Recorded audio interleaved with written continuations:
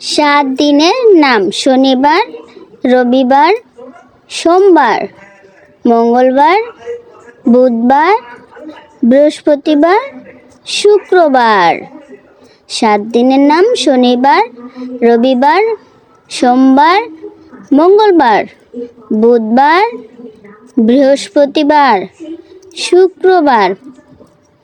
শনিবার, রবিবার, সোমবার, মঙ্গলবার, বুধবার, বৃহস্পতিবার, শুক্রবার।